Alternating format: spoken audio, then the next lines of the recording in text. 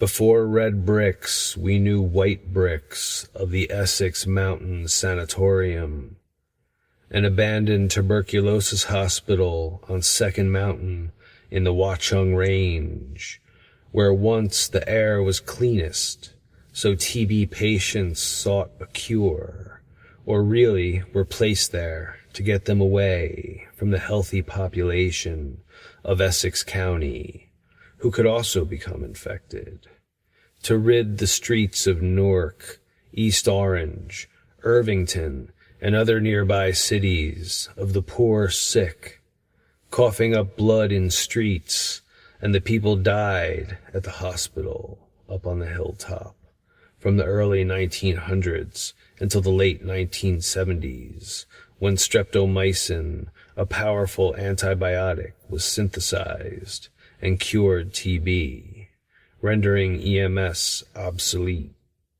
The patients lived suddenly and stopped hacking up lungs of bloody mucus, lived and stopped transmitting disease to others, and went on living outside the walls of the hospital, back to lives and jobs, families and friends, good days and bad, and death didn't seem so close anymore.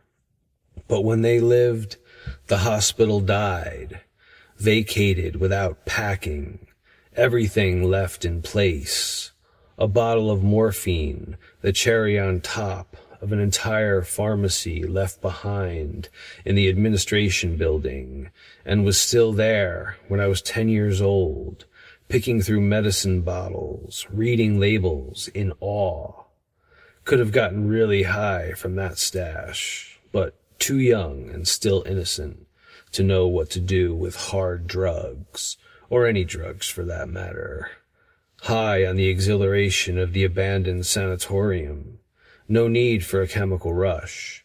Just finding the morphine exciting enough. The jar had a skull and crossbones on antique paper label. I held it in my hand, felt scared, and put it back, taking it for granted as just another artifact in the vast labyrinth of decay that was EMS. Not even as interesting as the graffiti to my inexperienced mind, because when the nurses and doctors left, and the single road leading up and over Second Mountain was blocked at both ends, and the no trespassing signs went up, the spray paint wars began. Not the arty bubble letters of modern day, but crude swastikas and racist epitaphs, flat black penises, pentagrams galore, 666 painted over ward numbers, quotes from Slayer, Seasons in the Abyss, burning themselves into the minds of myself and other young friends who had been playing in Fox Hollow Woods, but were now staring up at huge swastika white brick entrance, overgrown with decades of trees that used to be landscape bushes, broken windows, black inside, doors slamming and squeaking in drafts, thought to be unknown persons or monsters.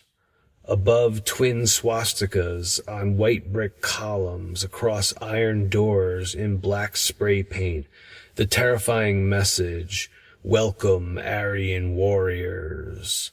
Our 10-year-old legs running back into the woods, blind panic, but cautiously approaching again, after tough preteen talk and peer pressure, pretending to never have been afraid, daring each other, we go back, and actually make it past the first set of doors into the vandalized plaster hallway of the sanatorium, where a hospital bed was against the wall, with its mattress burnt, and unspeakable graffiti depicting genitalia of the most shocking proportions to our young male eyes. Upstairs, a door slams, either on a draft or at the hands of some more seasoned trespasser who feels safe here and is playing a goof on us. But prank or not, our terror is real, and this time we run screaming into the woods and home, truly scared of the rotting, decrepit hospital on the hill that to us is nameless and secret, even though our parents know they have forgotten.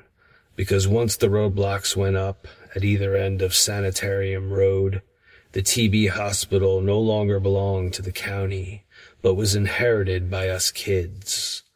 Our generation rediscovered EMS for ourselves, or read about it in Weird New Jersey magazine.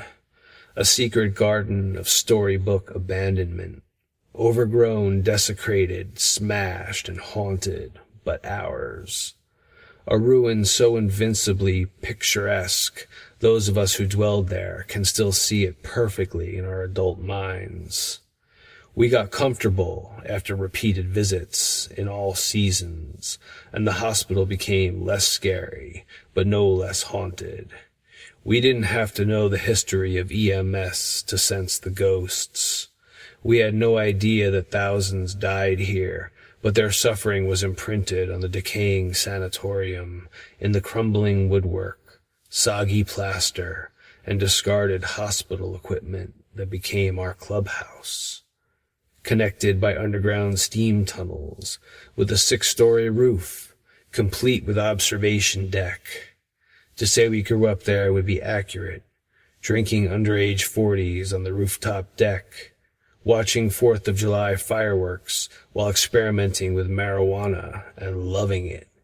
Feeling so high up there on the copper strip roof, surrounded by danger but safe from rules and grown-ups. Young and immortal, tripping lightheartedly through wards where lungs were purposefully collapsed and thousands breathed their last agonizing breath. Laughing with girlfriends, showing off, smashing sinks with sledgehammer from the shop corner where it had previously collected dust in corner for decades. Smashing toilets, urinals, shower stalls, poking holes in windows with lengths of rusty rebar, glass flying and tinkling below.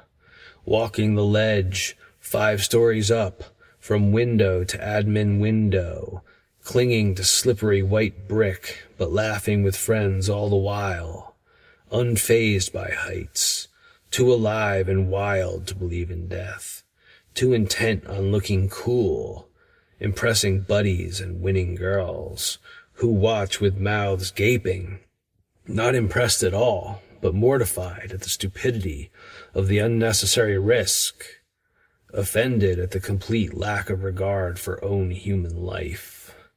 One time, I saw a kid I knew from school exploring the sanatorium with a group of kids. I whirled around from behind a stairwell and shot him in the stomach. 10 pumps loaded into my pellet gun. He doubled over in sudden pain while I evaporated, my hysterical laughter echoing through tunnels of my clean escape. Not done out of malice, but a spirit of mischief that was alive for us kids in the hallways and dripping wards of the dead sanatorium. It was our life and our sanctuary until it was reclaimed and torn down by the county, left an open field. The first time I saw the broken moon-faced rubble where the 6-story hospital building once stood, I lost all hope for my life and future happiness. It was night, and fittingly, I was with a large group of friends in several cars, and walking the road up to the sanatorium, it was curious because we couldn't see the usual buildings looming over the trees, and at the top there was no more hospital, just rubble, and a strange electrical disturbance in the sky that looked like northern lights, hovering in whirling green waves over our heads as we climbed among the fallen white bricks of the Essex Mountain Sanatorium, not having known the buildings would be torn down, not having paid attention to the news reports, surprised and sad, like finding a loved one's corpse, and the aurora burned in the sky. Even those in the group who were sober could see it. For us, the final mystery of the abandoned tuberculosis hospital, swirling in the night above, with only teenagers to witness, though no one will ever believe.